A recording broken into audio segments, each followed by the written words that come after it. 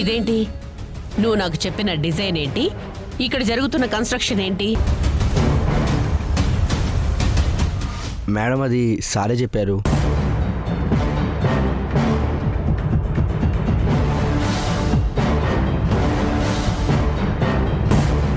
యష్, ఈ మిస్టేక్ ఎలా జరిగింది?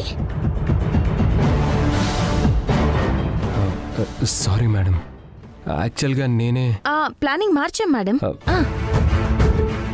అందుకే మీకు ఆ డిఫరెన్స్ కనిపిస్తుంది. ఇప్పుడు సడన్ గా ప్లానింగ్ మార్చడం ఏంటి? ముందుగానే మనం ఫిక్స్ చేసుకున్నాం కదా. కరెక్టే మేడం, కానీ ఆ బ్లాక్లో ప్యాకింగ్కి ఈ బ్లాక్లో మ్యానుఫ్యాక్చరింగ్ అనుకున్నాం ఫస్ట్. అయితే ప్యాకింగ్ ఫస్ట్ స్టేజ్ మ్యానుఫ్యాక్చరింగ్ బ్లాక్లో అయిపోతే మన ప్రోడక్ట్ సేఫ్గా ఉంటుంది కదా. అందుకే ఆ బ్లాక్లో 1 ఫ్లోర్ తగ్గించి ఆ బ్లాక్లో 1 ఫ్లోర్ పెంచాం.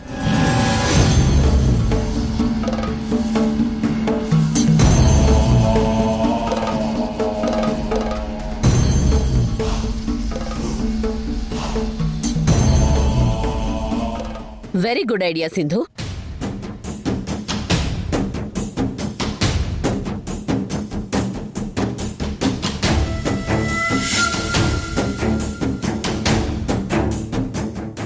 కరెక్టే.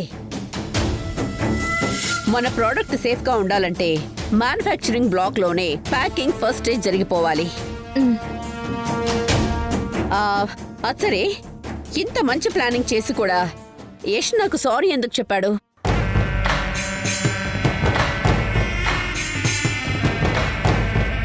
యష్, నాకెందుకు సారీ చెప్పావు? అది మేడం, అదే మేడం, ప్లానింగ్ చేంజ్ చేసినట్టు ముందుగా మీకు చెప్పలేదు కదా. అందుకే యష్ మీకు సారీ చెప్పుంటాడు.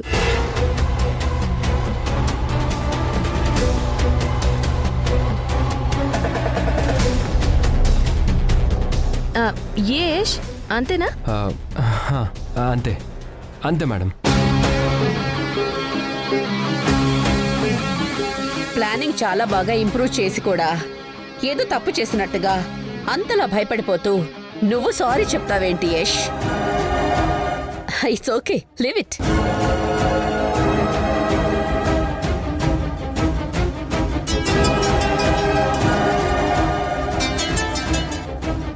ఒక్క నిమిషం. హలో, చెప్పండి.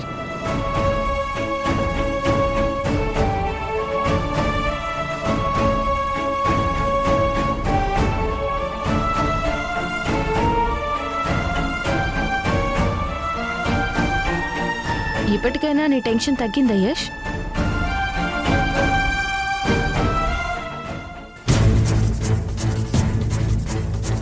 వదినా, నాకెందుకో టెన్షన్గా ఉండదే.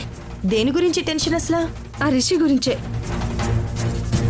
ఇప్పటి వరకు అయితే మనతో హ్యాపీగానే ఉన్నాడు, బాగానే మాట్లాడుతూ ఉన్నాడు, మనతో బాగానే కలిసిపోయి ఉన్నాడు. వాళ్ళమ్మ గుర్తుకొస్తే ఏంటి పరిస్థితి?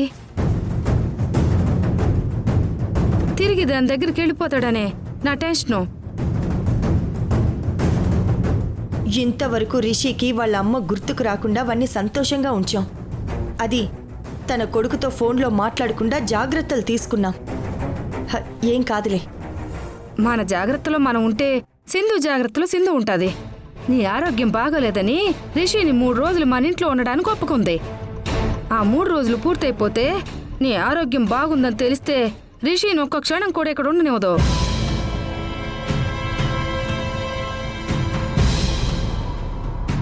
నీ మనవడు నీతో లేకపోతే నీ మనసులో ఉండదు. ఇందాక అన్నయ్య కూడా అన్నారు కదా, నువ్వు వినుండవు కదా. నీ ఆరోగ్యం బాగుండదు కదా, ఇంకా రిషిని వాళ్ళ అమ్మ దగ్గరికి పంపించేచ్చు కదా అని. అన్నయ్య ద్వారా మన ఇంటి విషయాలు సింధుకి చేరుతా ఉండాయి. అర్థం చేసుకోవద్దునా? చిన్నప్పటి నుంచి రిషికి అసలు అమ్మ ధ్యాసే ఉండేది కాదు. పిల్లలు అమ్మ లేకుండానే ఉన్నారు. ఎప్పుడైతే వాళ్ళ జీవితాల్లోకి ఆ సింధు వచ్చిందో అప్పటి నుంచి రిషికి అమ్మ పిచ్చి పట్టుకుంది. ఆ పిచ్చి రిషి మనసులో నుంచి తీసేయాలి అసలు. ఎలా తీసేస్తావు వదినా? రిషి పూర్తిగా ఇక్కడే ఉంటానంటాం లేదు, మీరు ఆ విషయం అడగటం లేదు. మరి రిషిని వాళ్ళ అమ్మకి ఎట్ట దూరం చేస్తారు? దానికోసం ఓ ఆలోచన సిద్ధం చేశాను. అది అమలు పరిస్తే రిషి ఇంకా మనతో పాటు ఇక్కడే ఉండిపోతాడు. ఆ, ఏంటది నా ఆలోచన? రాఖీ పండగ నాడు నీకే తెలుస్తుంది.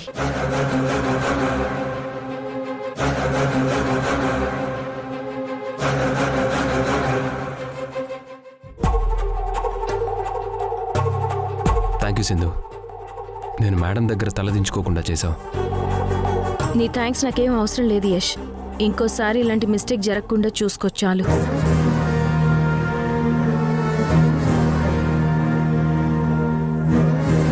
ఓకే యష్, సింధు, వస్తున్నా మేడం. పద. చెప్పండి మేడం.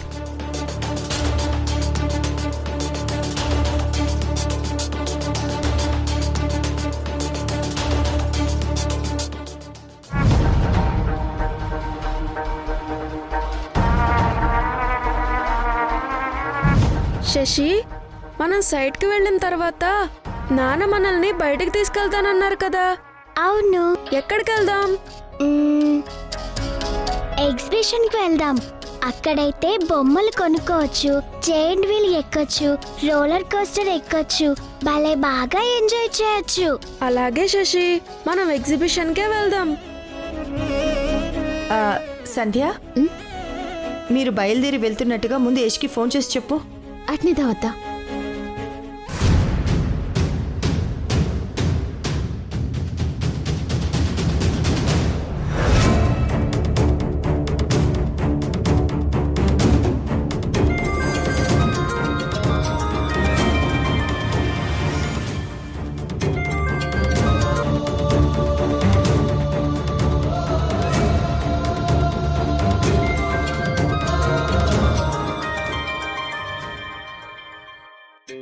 సంజయ్ యష్కి కాల్ చేస్తుందంటే పిల్లల్ని తీసుకుని బయలుదేరి ఉండాలి.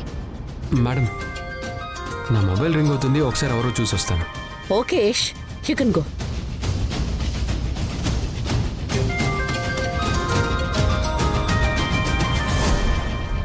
ఇప్పుడు యష్ ఫోన్ లిఫ్ట్ చేసి మాట్లాడితే మెసేజ్ నేనే చేశానన్న విషయం తెలిసిపోతుంది.